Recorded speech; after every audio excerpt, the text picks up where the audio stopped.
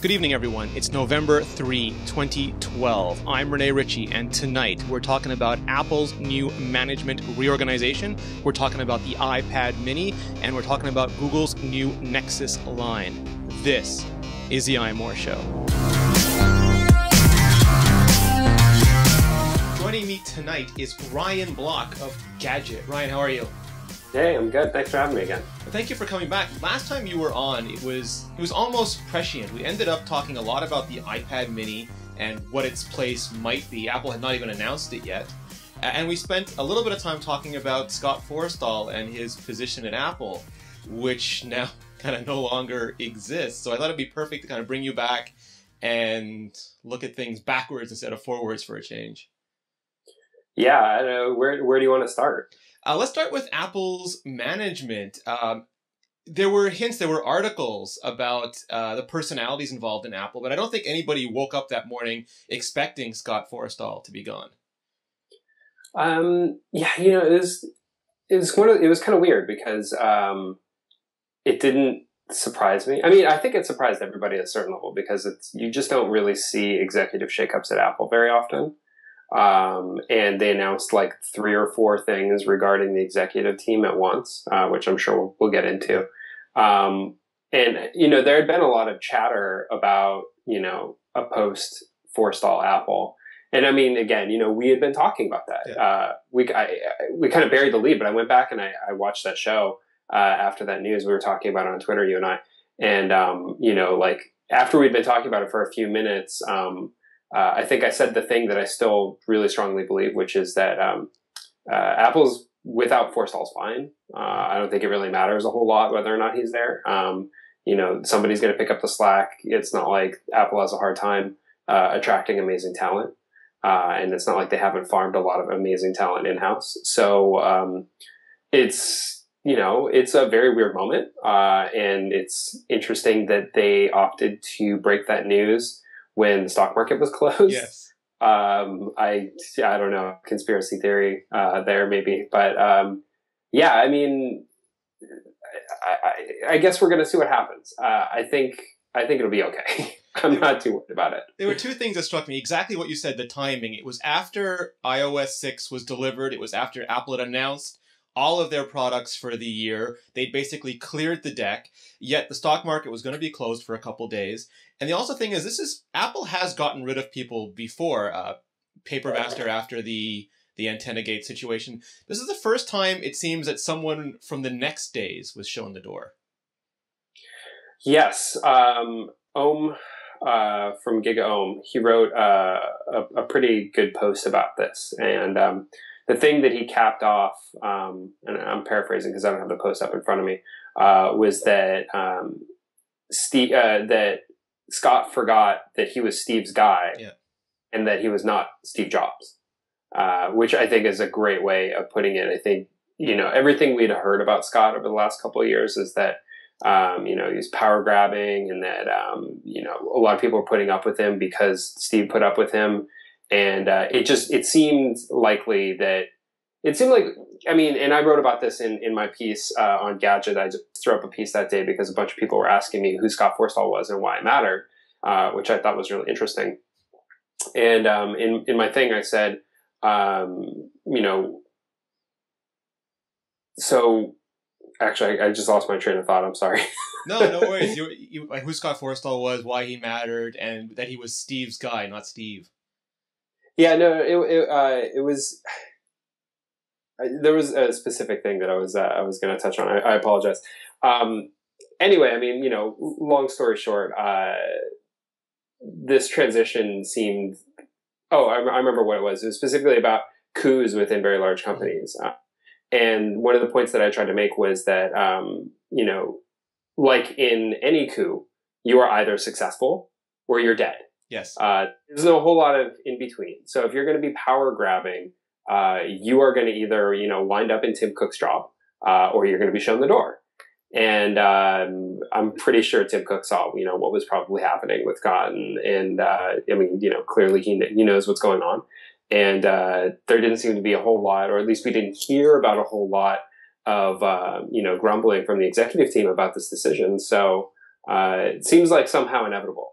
Now that it's happened. It was interesting too that usually a successful coup is built upon success, where Scott Forstall was coming off, a controversial launch of Siri, where a lot of people found the service didn't live up to the way that he sold it. Definitely the maps, which didn't live up to the way that he described them on stage, and he was the face. Whether he had ultimate responsibility or whether there was some server guys on the back, he was the face of those two products. And iOS 6 in general, some people thought was a very conservative release. So it didn't look like his star power was at its maximum at this point either. Yeah, I mean, I think that they had lost a lot of momentum over the last couple of years with iOS. Clearly they had some great products, and Siri, although you could argue it's a blockbuster product on the basis that it connected with consumers, that it was a really great marketing success. It's just not. I think it's actually gone down in quality. Yeah.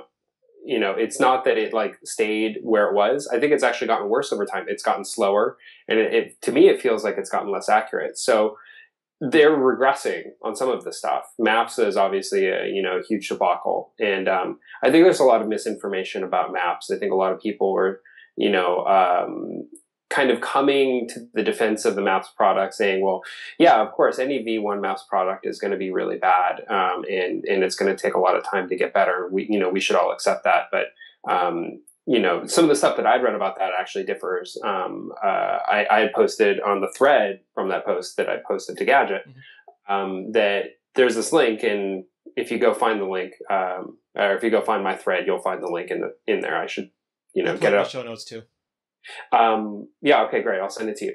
But basically, it's this really detailed explanation from a maps technologist that explains that it's not really about the machine-generated map data. It's not about going out and scraping municipality data and local and regional data and stuff like that. It's about actually having a big team of human beings who sit there and manually edit the maps. And I've heard a lot about how like maps get edited at Google.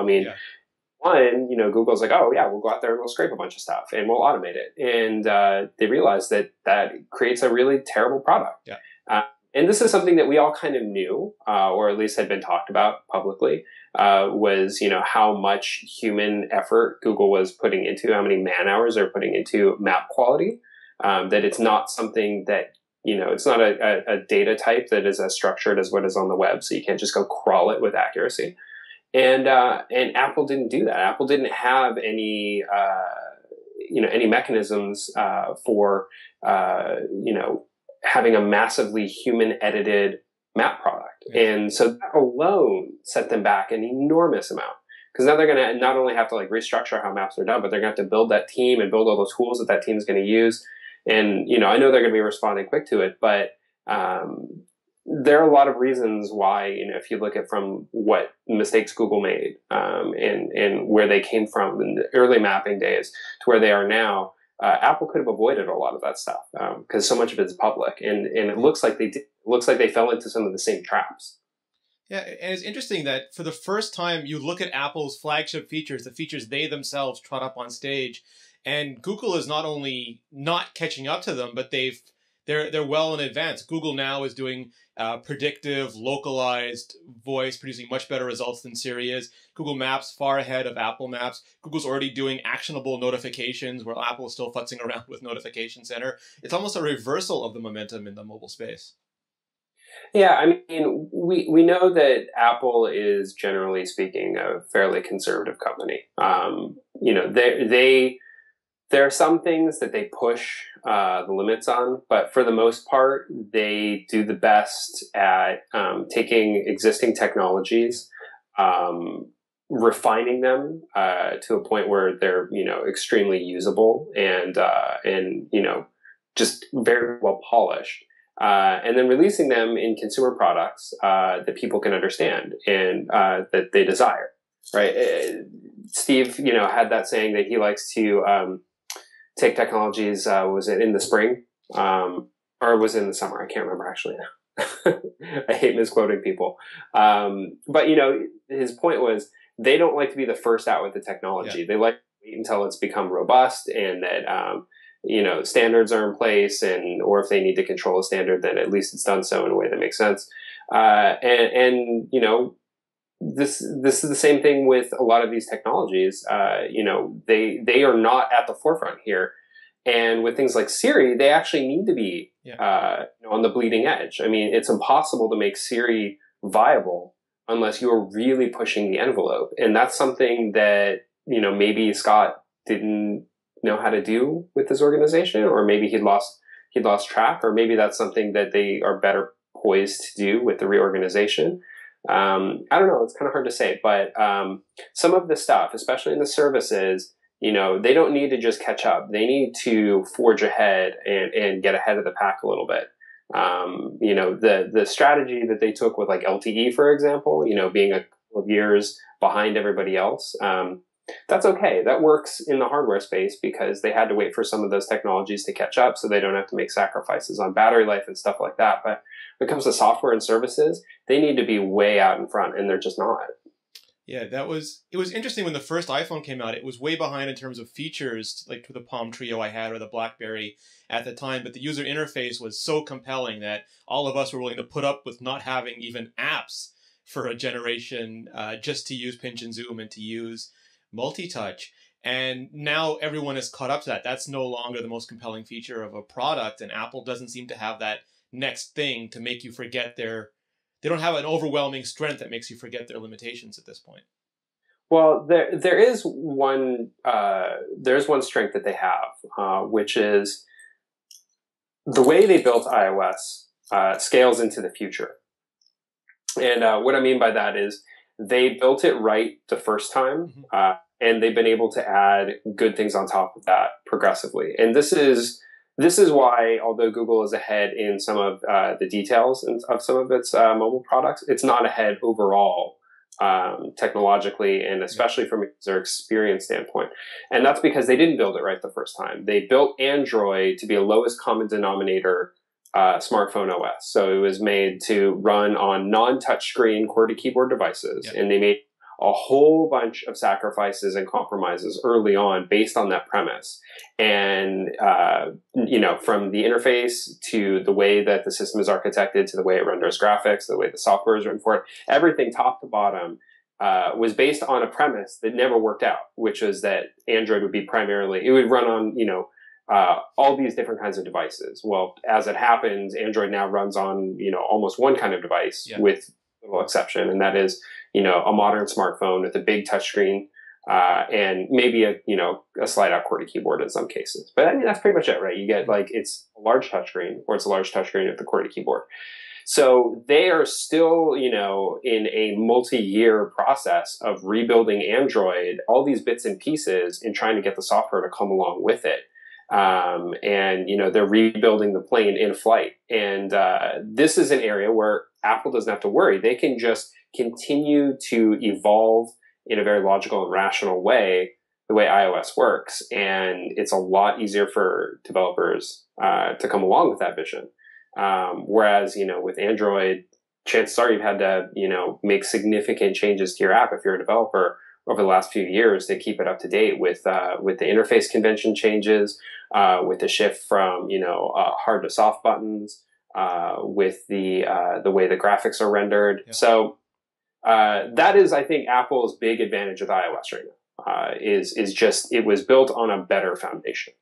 One thing that interested me about the management shuffle was that it seems to me like this was the Tim Cook inheriting Apple play. There's that famous story about Steve Jobs coming back to Apple and looking at the mess or the disorganization in the product categories and making that famous grid and saying consumer, professional, portable, desktop, and clarifying their product line. And Tim Cook inherited an Apple from Steve Jobs that had people Steve Jobs liked or considered competent in those jobs, but there was an iOS guy and an OS X guy. There was Mansfield in hardware, but other people doing cellular antennas or things like that. There was Johnny Ive doing industrial design, and no one really in charge of software UI. It kind of passed around. And he looks to me like he built a grid, and he said, design and technology, software and services, and then put highly competent people in those grids. And now Apple as a company, the organization is incredibly clear. Ive is just the design UI guy. Bob Mansfield is working on chips, and you have services all under Eddie Q and software all under Craig Federighi, and it's very clear. Yeah, I think that's a really insightful way of framing it. My concern is that the way that it was broken out before, those definitions. So the new definitions, I think, are pretty finite, but they're also much more broad-reaching. And not just because Johnny now has to take on all the UI stuff in addition to the hardware stuff, but Johnny's team is pretty small. I think the hardware ID team is 20 something people. We've now seen photos of the entire team because they all flew to England to receive that award. In order to get Johnny's organization, as an example, in a place where it can competently design and redesign apps for iOS and OS 10, and iOS itself and OS 10 itself. That's a huge organization we're talking about, and Johnny is going to be spending his time very differently in this kind of organization. So so he's going to have lieutenants, and there's going to be a distribution of responsibility, and because we know him, he might want to spend the majority of his time focused on ID and not on UI, which is fine. But the point is, this is a really big change. This technologies group, I think that's going to be a really big change. And it's difficult to say how much shuffling and how much momentum will be lost in this reorg. And it's definitely impossible to know whether or not it's going to be successful. But from just like a purely where technology was when Steve came back to where technology is today, this model makes more sense. Yeah. Organization, software, services, online design, hardware, etc. Makes a lot more sense than OS 10 versus iOS, and Mac versus iPhone hardware, and all these other things. I think you kind of nailed it in the way that you laid it out. It's interesting, though, and I think you raised an incredibly important point, is that all these individuals were incredibly busy already. None of these guys were waiting around for stuff to do. And arguably, Apple was already fraying a little bit about, around the edges. They don't have chairs for everybody. They can't get enough engineers. They're not finishing products on time in some cases, or they're releasing products arguably that aren't finished. And now you're taking these key people and you're, I don't want to say dumping a ton more stuff on their shoulders, but you're putting them in a position where they have to juggle certainly a lot more than they ever did before. Well, maybe this is what needed to happen, though, in order to, start getting ahead of the curve, and to not just be treading water and, having a lot of balls in the air, but to actually get ahead of the game, and to become truly effective and efficient. I cringe every time I hear some mainstream, media outlet or even just a consumer say that Apple doesn't innovate anymore. Right? Like in the course of a year and a half, Apple somehow started to get this. And certainly, at least in a limited basis, this perception that they went from a very innovative company to a not very innovative company. But perception is sometimes reality. And Apple has to, as I said before, at least on the software and services side, really get pretty far out ahead of the field.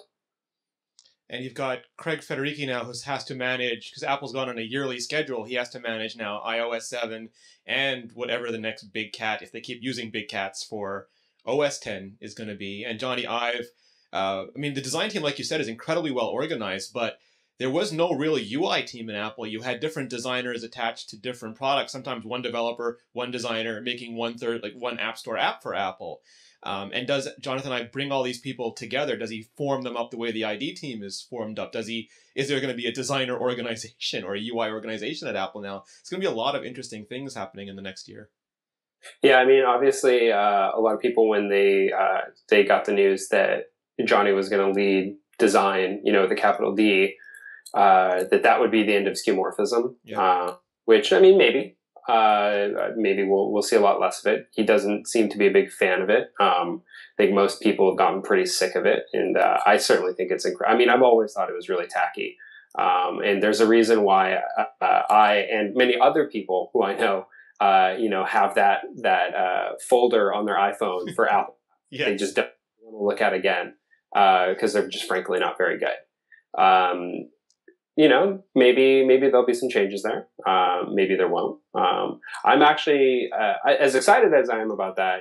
I'm not really as obsessed with, is Apple going to get its UI less tacky? And, I think the reality is with something like iOS, the best innovation for, I would say non-core OS stuff is always going to come from third parties. When you have an ecosystem of hundreds of thousands of apps, the chances that Apple wrote the very best looking weather app is pretty slim. Yeah. There's just so many other things out there, like dark skies, right? Apple would never have invented dark skies because there's a whole, weather services component to that app that they just never would have spent the time to do. So, I'm not super obsessing right now about what's going to happen on the UI side. I know it'll probably improve and it'll get tighter and more organized across the platforms. What I am really interested to see is what Mansfield is going to do with the technologies group, which is, I guess the organization that is going to take care of all the semiconductor stuff. So all the ARM processors and radios and all that stuff, radio technologies. I guess he's going to be handling all the mobile stuff. It's unclear if technologies is responsible for what it says, right? If it is literal, interpretation of the name on the door, technologies, or if they are actually, the ones responsible for building the hardware inside, not outside, but the inside. It sounded to me, at least from what I heard, that it was basically the radios and the systems on a chip, which excites me because if you look at the A6, for example, they not only built their own chip, but they hand set the cores, which is absolutely insane. And if Bob Mansfield, of all people, gets 2 years to focus on that kind of stuff, that could end up being a differentiator. Again, people say Apple doesn't innovate. That A6 is an incredibly innovative chip if you look across the mobile landscape. And the idea of him doing that level of innovation inside the machines is very exciting to me. Yeah. So,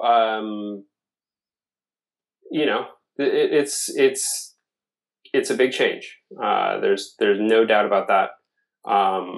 My only wish is that we had a little more transparency into what was going on. It's completely, asinine to even say that. Yeah.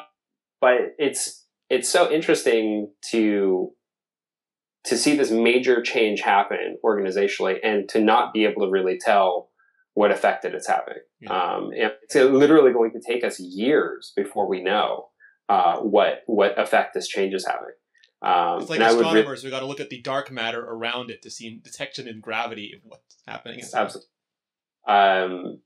So that's maybe slightly frustrating, but I don't know. We are now 8 months out from the next iOS announcement, roughly, give or take. Yeah. So we're kind of chugging along. We'll I guess we'll have a pretty good indication of how aggressively they're moving by whatever is announced in iOS 7. I think OS 10, I don't personally expect Craig to, have a blow the doors off release there. I think the desktop OS is incredibly mature. Yeah. Lion was an incremental release. Mountain Lion was an incremental release. They've got great stuff in it, but none of these are things that are, going to blow anybody's mind if you've been using a desktop OS in the last 4 years. They're just, hammering away, slowly hammering away, doing good stuff.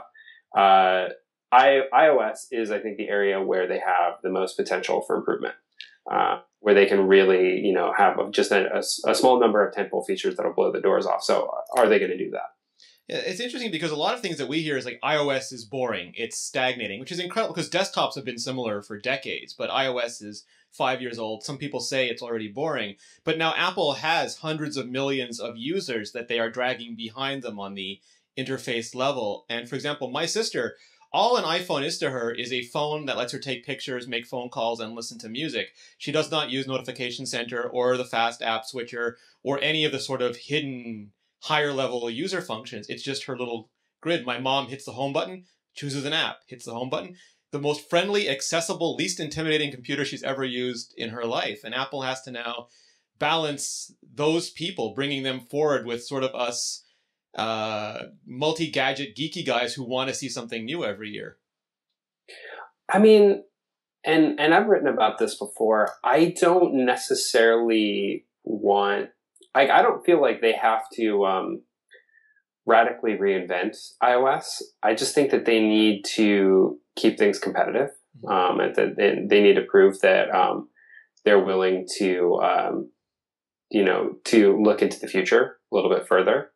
I mean, some of these major releases that they've had over the last couple of years, the things that that have been the most important iOS have been things that not only have already existed, but that arguably should have been there in the first place, like over-the-air updating or notifications that don't shut down whatever you're doing in order to receive them. And then there have been these kind of like sidetracks that it's very difficult to tell whether or not they're really even necessary, like Game Center, which I guess is doing okay. Until Lord Victor broke it. I was going to say, if one app came down all of Game Center, that doesn't seem to me like it was probably very successful beforehand, because given how many people game on iOS, if it was being widely used, then it shouldn't have that much of a problem scaling up to one new game launch, yes, even if that's a very popular game. So, I mean, they've been focused on some basic stuff, some valuable and worthwhile stuff. But now is, I think, the time to show people the future. And I don't think, though, that the future means, we're going to throw out how it looks and how it feels. I don't think that at all. I think that they just need to really kind of use some imagination on, how they can continue to evolve this thing in a way that makes sense. What's interesting to me is, for example, one of the things you hear most often is Apple needs widgets. Everyone else has widgets. Well, iOS has widgets. They just put them in Notification Center or Siri. They don't seem to consider the homepage a place where you want to hang around. The homepage is it's a launcher. It's just to get you into apps. So I'm kind of hoping they continue to put more stuff in apps, like make notifications more actionable, so I can do the Byte SMS thing and answer an SMS inside a notification without having to leave, or change the time on an alarm without having to leave and go to the Clocks app. So I think there's room for them to bring the data to us instead of us always having to chase after the data. Yeah, and I think, what Windows Phone does with by providing kind of a framework for data interconnection between apps is also really valuable. Not just having an API so apps can do things at the system level, like Skype take calls and, play music on RDO through the system media controls, but to actually allow apps to communicate properly with each other. I think that's a really obvious thing, that is just a total mess right now in iOS. I mean, the fact that, it has to be kind of hacked in and custom coded for, Marco's the magazine to a link to Chrome is crazy. You have to use URL schemes to do anything basically between apps. Yeah. So, I mean, that's a pretty geeky, not very apparent to the user thing, but these things add up. Mm-hmm. And to your point, because iOS is really focused around getting people into apps, improving the experience in apps and the way the apps interact with each other could be a major step forward.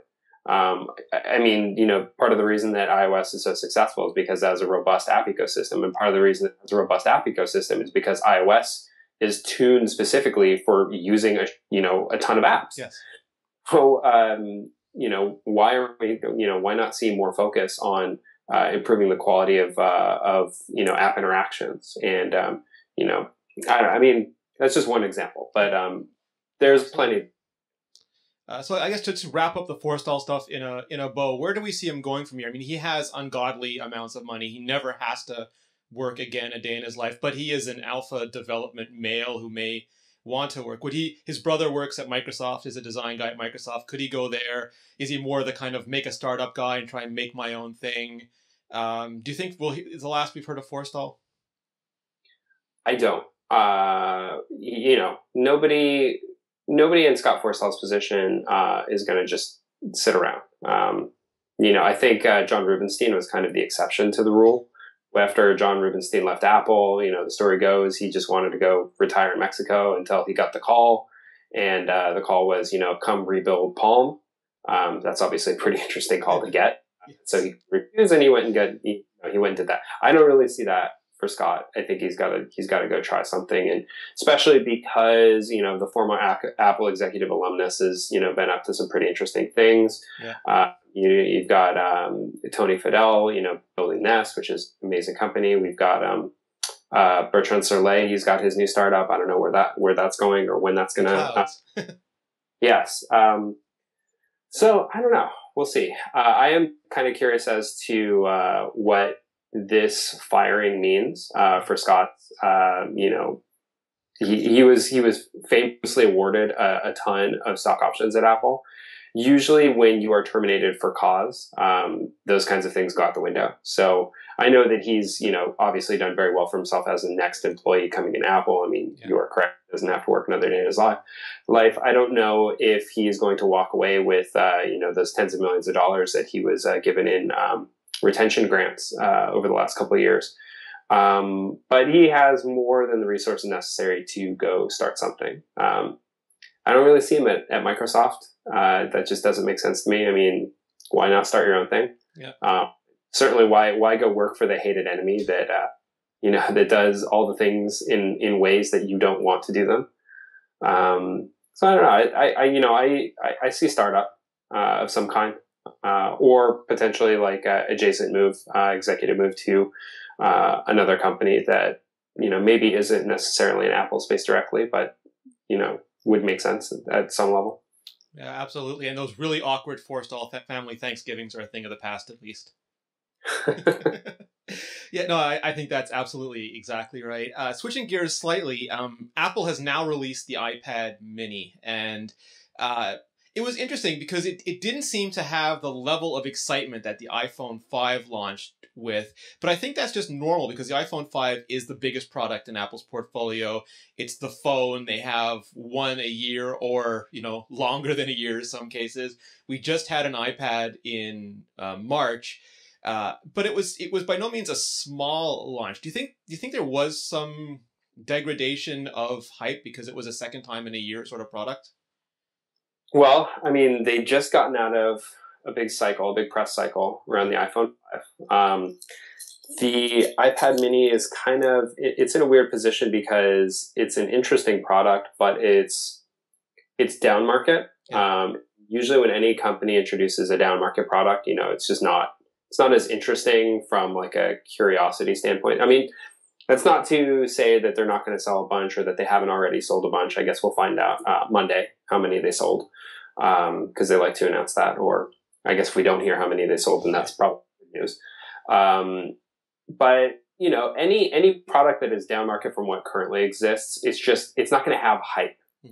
Will be successful. I know this is going to be a successful product, but it's not going to be an extremely well hyped product.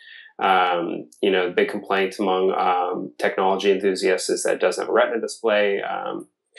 I agree. It's kind of painful to go from basically all my machines now are Retina. I have a Retina MacBook Pro, iPhone 5, and an iPad 3. Looking at that thing, it's just makes your eyes water. Paper on the eyeballs. Yeah. But, most people, that's not going to be a problem. I showed it to my mom. She has an iPad 2. She thought it was an upgrade. Yeah, absolutely. Well, for an iPad 2, it is an upgrade. Yeah. It is higher pixel density in an iPad 2, so it's going to look a little bit better. Yeah, and, it's launching at a weird moment. We're all kind of, I think, in shock after the hurricane. Mm-hmm. I think, clearly, an Apple launch is not unsuccessful just because one market is impacted. But I think it maybe feels a little bit weird to conspicuously consume right now when, America's most populous city just got over this, massive disaster. So, I guess we'll see how it goes. But, seeing a new Apple product launch without incredibly enormous lines, it's unusual. It is definitely different. And they do pre-orders now, which I don't think they've ever had a product launch in recent history with pre-orders. But what struck me is that it's a compromised product on two levels. Apple had to compromise the Retina display because if you put a Retina display in this device, you would have to light those pixels, power those pixels, and put enough processor to drive those pixels. And then you have a device that's as thick and heavy as an iPad 4. They just can't do both, though. They can't make thin, light, and small at the same time as Retina yet. So they had to make that compromise. And then now if you want one, you're going to compromise on whether you're willing to put up with the lack of Retina just to get that highly portable iPad. So I think it was a tougher decision for a lot of the type of people who would line up to get those products. I mean, I don't know if it's a technical decision. I think it's a cost decision for them. I mean, you look at the internals. It has all the internals of last gen iPad. And that clearly, did not have a problem running Retina. So I think this comes down to, a Retina screen component for that size was going to push them over the edge. It might have pushed them into the $400 territory, given the rest of their margins and stuff. So it's tricky. I think we'll see it. It might be a year or two. I wouldn't be surprised if it was 2 years. Yeah.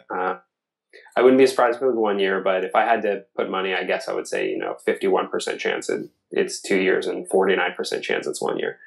But yeah, I personally think it's mostly a cost thing, especially because the pixel density of a display at that size, because it's in this weird in between size in terms of pixel density where it doesn't have the loose pixel density of the XGA iPad 2.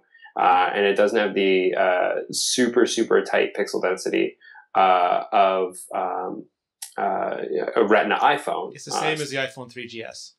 Right. So in order to get Retina, they would have to be using, the Retina mobile display cut to a size, that 8.9, or I'm sorry, the 7.9 inch size. I think it's got it from a component base. It's just got to cost too much money. Yeah, absolutely. It's really interesting because you have to that display to work. Sorry, the point I wanted to make was the 1 year or 2 year thing that made me wonder now too, because Apple put out a new iPad after 7 months.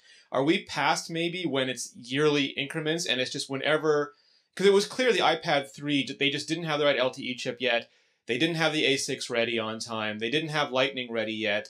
And when they had those things in place, they made a better iPad. Do you think we're over the time when Apple's going to do yearly updates and just whenever the technology is ready, they'll put out the next device, whether it's slightly longer like the iPhone 4S or slightly shorter like the iPad 4? I don't think so. I'm curious to hear what you think about this. But my thoughts are that this launch portends... This actually feels a lot to me like when Apple skipped a beat on the iPhone launch cycle and switched it up from WWDC to being a fall product launch, which happened a couple of years back. And they focused up WWDC on just the software. Yeah. And then they launched the iPhone closer to the holiday season instead of having a summer launch.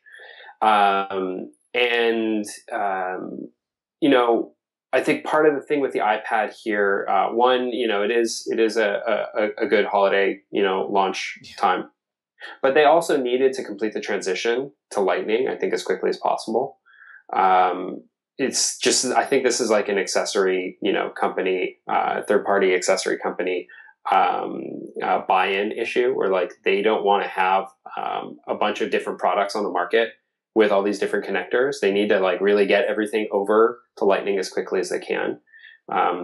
Which, as a side note, makes the iPad 2 at $299 or I'm sorry, $399 continually puzzling. It's got the 30 pin. It is now like it's now the elephant in the room. And so does the 4 and the 4S. However long they keep those around. The 4 and the 4S. Yeah. So I think it's a lightning transition thing. I think it's a, queuing up these products for the holiday thing. I don't. I think it's a really bad idea, and I think Apple knows this. I think it's a bad idea to switch from a yearly release cycle for some of these things, because it just really shakes consumer confidence. This has been a complaint in the Android world for such a long time, and I think most of the Android handset manufacturers have started to realize this, and they haven't necessarily slowed down the pace of large flagship products, but because between HTC and Samsung and LG and all these other guys, there seems to be a flagship Android product launch very frequently. But among each manufacturer, they're not launching a new one for 6 weeks anymore. I think that if Apple was kind of getting like a 3, 4, 5, 6 month kind of internal component upgrade cycle, that would just really shake consumer confidence. And they don't even do this with their desktops, where there actually are processor upgrades coming out every 2 months. They tend to wait a while for the big ones. Yeah, absolutely. But they are, I mean, to that point exactly, they are a little bit, as secretive as Apple is, they are dependent on chips. Like, they couldn't make the iPhone 5 with LTE until they got that Qualcomm processor that they wanted to do the international LTE version. And for their Macs, they're beholden to Intel's release cycles to some degree. So they do have to wait for chipsets. And I think, that's why we got this iPad might have been the one they wanted to do back in March and just couldn't do. And now they can do it. But I was really confused with how they announced it. I originally thought they were going to announce it like the Verizon iPhone, that now we've got an iPad 3 that will also work on international LTE networks. And oh, by the way, we gave it the new Lightning connector. And then we'd find out in a teardown that it has an A6X or something. And even the internal model number is iPad 3,4. It's not even an iPad 4,1 internal device. Yet Tim Cook comes out on stage and says it's a 4th generation iPad, immediately getting the backlash from everyone who'd recently bought a 3rd generation iPad. So in some ways that was very upfront with Apple, but just the way that product was handled was very curious to me. I think so. Apple does these events quarterly, right? They announce new products quarterly. That's kind of become their thing. So spring was iPad. Yep. Summer was WWDC. It used to be iPhone, but now it's obviously focused on the software stack. So iOS, OS 10, iLife, et cetera, et cetera. Yeah. Fall is iPhone, iPod. I guess technically there isn't really a winter, because winter is when everyone buys everything. And then we kind of reset early on. Sometimes they do, January, February Mac update. Now we're seeing Macs kind of get thrown into some of these other things. Or we had the education event last year. Right. That was a definitely an unusual one. It took place in New York. It was focused around iBooks. So, that was kind of a one-off, I think. If iPads have been moved now to this fall launch cycle, if they have indeed been shifted over, and we're going to see 2 fall events, one for iPhone, iPod, and then another for iPad, which I really hope is not the case, because that's a lot of work. Yes. Personally to do, and for everybody in our profession. Yeah, apparently they don't sleep. I mean, Apple, I don't think slept at all in the last month. Yeah, I don't think that they did either. All those people looked really tired. Yes. If they do move it to a fall event, then what are they launching in the spring exactly? Yeah. They don't want to go quiet for 8 months. I mean, think about if there's no event between now and WWDC, that is a long time for Apple to be quiet. That's a lot of cycles and attention to lose out on. Yeah, and if they did just announce this 4th gen iPad as we want to get this thing out here, it's the thing that we wanted to have from this from the iPad from the 2012 flagship iPad. This is the one that we wanted to launch, and the intention is to launch a proper 4th gen or 5th gen in the spring. That's going to burn iPad buyers even more. Yeah, as they bought if they bought one, early 2012, and then they feel like they got burned with the late 2012, then when they do, the early 2013, the people who bought one in the late 2012 are going to feel like they got burned. So, I don't know, maybe this just has to happen one time, and then maybe they get back to the yearly schedule, or maybe they didn't actually move it, like I said, and this is just a one-time thing, or maybe they did move it and we're going to skip spring. I don't know. It seems a little weird. It's also a strange product because all of Apple's industrial design language has moved to the anodized aluminum. You have the black slate and the white silver for iPod Touch, iPhone, and iPad mini, but not for quote unquote flagship iPad. So it's got all the new internals, but not the new casing. So does that casing get held for a year? Does that casing come out in March? It's a very strange position as someone who follows Apple's mobile stuff to see them in. Yeah, and also, did you mention the iPods too? Yeah. Yeah. Okay. So I mean, yeah, the flagship iPad is it's definitely in a strange, awkward place right now. It's in last year's dress. Yes, although it is, internally pretty amazing right now. Yeah. The A6X is just a ridiculously powerful processor. So, yeah, I don't know. Obviously, we'll keep an eye on it.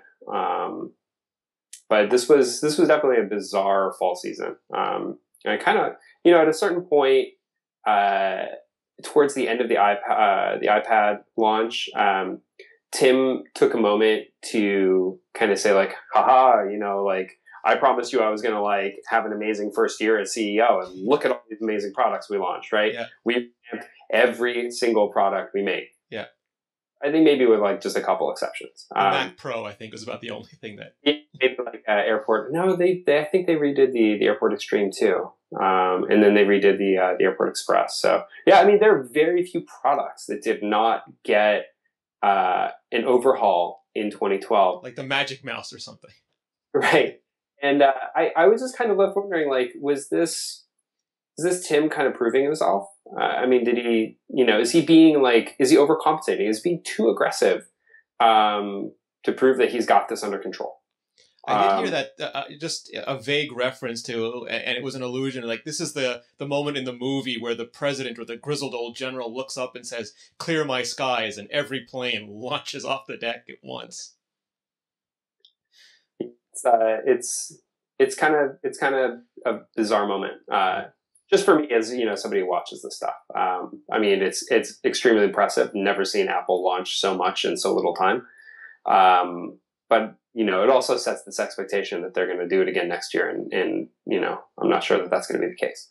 The other thing that was interesting from this launch is, well, if you factor in Apple's quarterly results, we saw the iPod Touch always makes up about half of the iPod mix, but the iPod mix is severely downtrending. It's just, it's less, and they're selling less and less every quarter. And now you have the iPad mini coming up, and the iPad is a successful growing product line. So I kind of like the way that Apple doesn't wait for products to totally, they don't abandon them, but they don't wait for them to totally die. They always seem to have the next thing ready to go. They know that they're not an iPod company. They are a mobile company now, and they have the next generation of mobile device to sort of fill that void. Yeah, and I think that this might be the area where people are very concerned with, whether or not Tim is going to know how to take Apple into the next kind of unknown thing that will be Apple's next big business. And I get that concern, but I'm kind of the opinion that between tablets, which were this kind of long storied, device form factor that Microsoft failed at and a bunch of other companies failed at. And, it seemed like it was just a trail of bodies and that no one was ever going to figure it out. Now they own that market. Smartphone has obviously become an incredibly mature category in a very short period of time. Between tablets, smartphones, and the already robust PC business, I'm just not sure that there's a thing in the next couple of years. I mean, I think that our needs are really well covered right now. People are talking about TV. I mean, obviously TV has been a thing for a long time, but TV it's never been constrained by the technology. It's never been constrained even by the product. I think that if Apple were not in the TV space, but the content were freer, not free financially, but freer, between the way that the content industry works, free to be distributed. there would be a lot more innovation there. So I think, if we're going to look at the TV, we're not seeing constraints from Apple because they are not trying to innovate. They just can't because the content industry is so locked up. So if TV's not moving anywhere because, the content industry is not moving anywhere, and we've got great smartphones, and those have become mainstream and commoditized. We've got tablets, those have become mainstream and commoditized. We still have PCs, although those are shrinking, and tablets are kind of coming to the fore.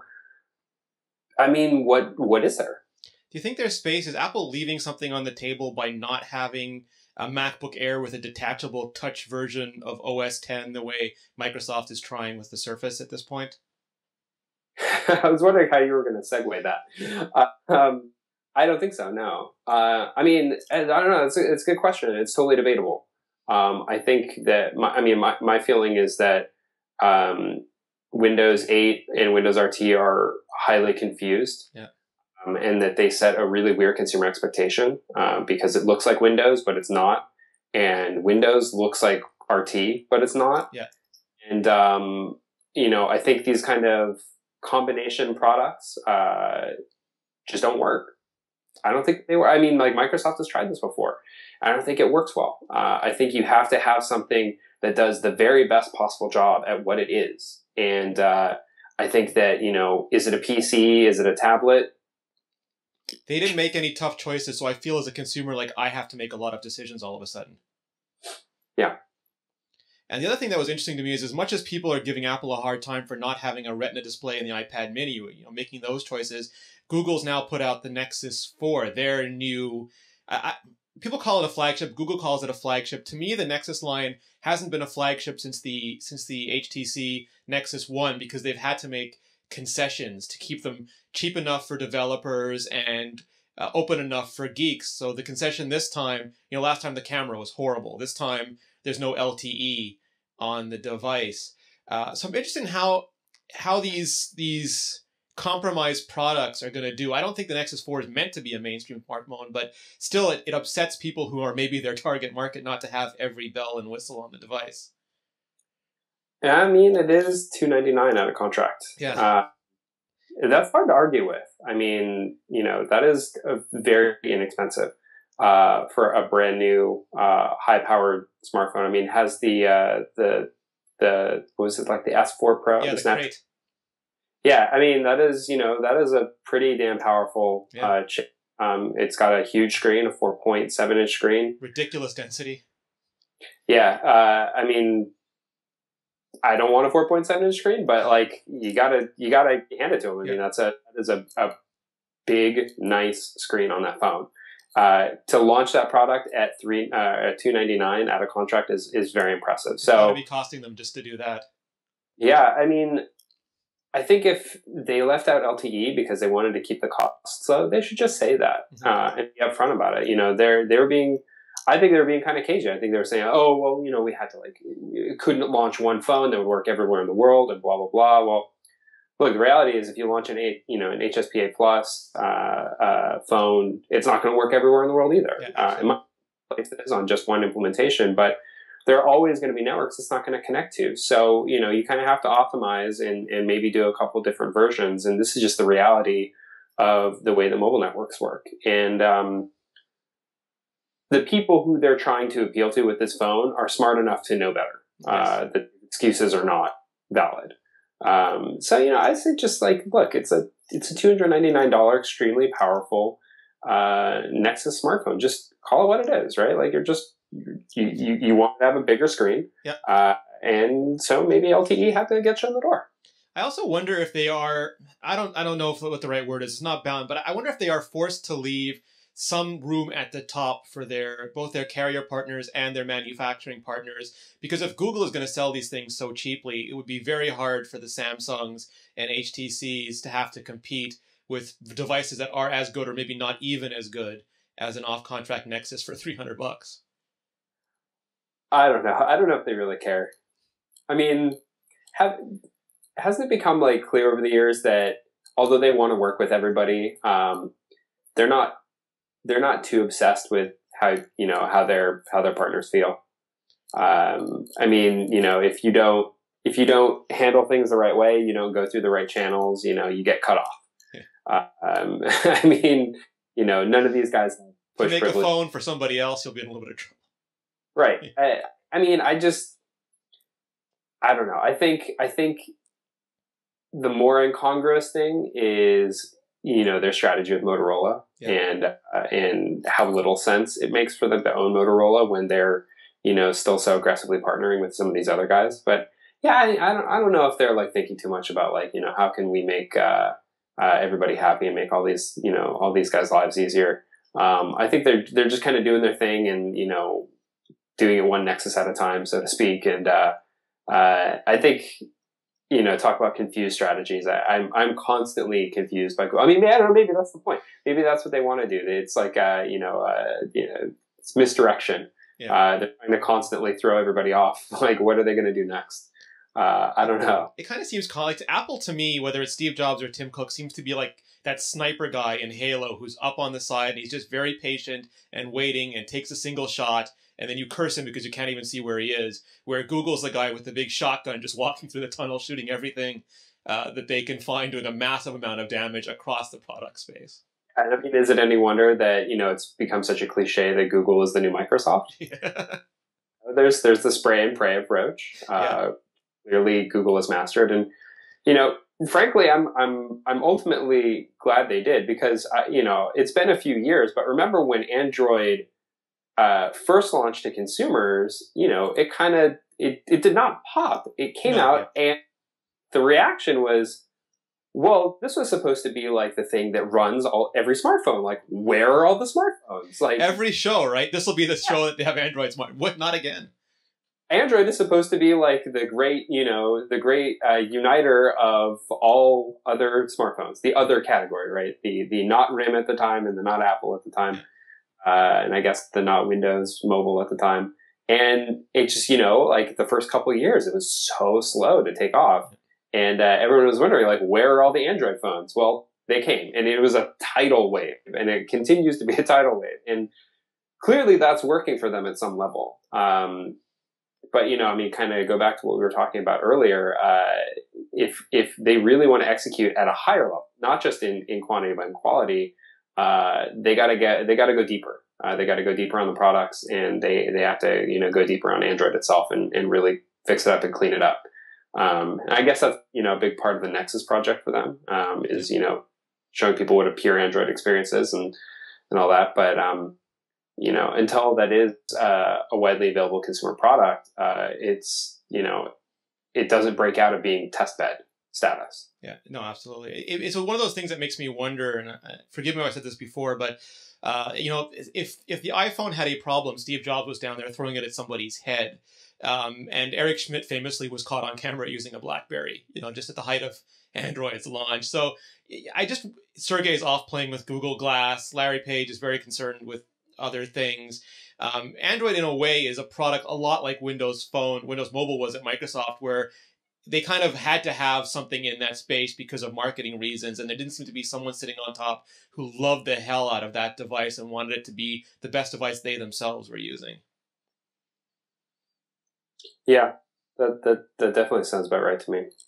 And, and it's funny that you mentioned Google Glass because, I mean, you have these segments within Google where, there's obviously a lot of focus, and Google is not in very many device segments right now. They're obviously software services. They are not what you think of as a software and services company, but that is essentially what they provide, right? That is the primary product. And then Android on phones and tablets. And, now they're looking at other kind of hardware products. Where do things go next? And, Google Glass, I think, unceremoniously destroyed. Yes. Glass, I think, is maybe the natural reaction for a lot of people. What is Apple going to do next? Are they going to compete with Glass? I don't see it. I don't personally. Maybe I'll be wrong. I think Glass is going to fail. I've been saying this for a while. I think Glass is not going to go anywhere. I think that we're going to see a couple of different plays in this over the next maybe 5-10 years. But I think ultimately Glass is just not how people are going to most naturally interface with their devices. I don't really see Apple going there. And I think it's going to be a long time before we kind of get to the next step. I think for now it's, we have screens that scale up at every logical point. We've got the smaller screen that you hold in your hand. You've got the smallish two-handed screen, the slightly larger two-handed screen, your tablets. And then you've got an even larger screen, on a laptop and then on a desktop, right? Like we've got all the stages. There are no gaps in the screen sizes anymore. There used to be a big gap between phone and laptop, and that gap is gone. So we've got this progression of screen sizes that go all the way up to television, and we've got solutions for everything in there. So now the future is software. I don't see a new device form factor coming along anytime soon that I think is going to really shake things up. I was wondering because, Apple has traditionally been at the forefront. They had the Apple I before the Apple II became successful. They had the Lisa before the Mac was successful. They were playing around with tablets. They launched the iPhone, which begat the iPad and so on. And when Scott Forstall was still there, bringing this full circle, he spoke about Siri as though it was its own thing. Look, you can play a video trailer in Siri. And I got the feeling that natural language was Siri was a test bed for Apple's next generation of natural language interfaces. And they would make the shift from command line to GUI to multi-touch to natural language. But exactly to your point, Google gets services the way Apple gets industrial design. And it seems like it's going to be more of a struggle for Apple maybe to get to natural language or to make it the next mainstream interface than I originally thought.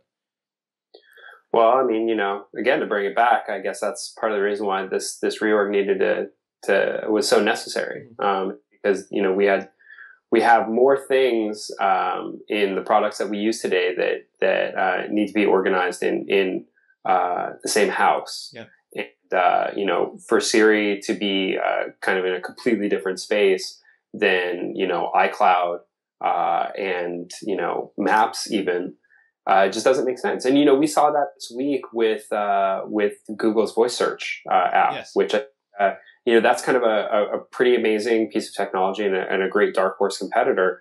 I've never seen a better example of Google tying together all of the different things that it does than I did in that app. I mean, it's been a long time anyway, since I've seen something that ties it all together.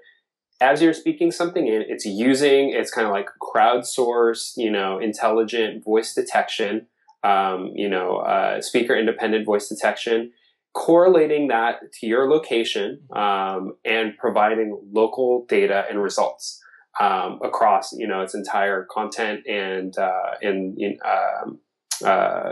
commerce aggregation platform. I mean, it's pretty incredible, right? And you can see Apple getting there, but they're just way behind because they've always been device first. And,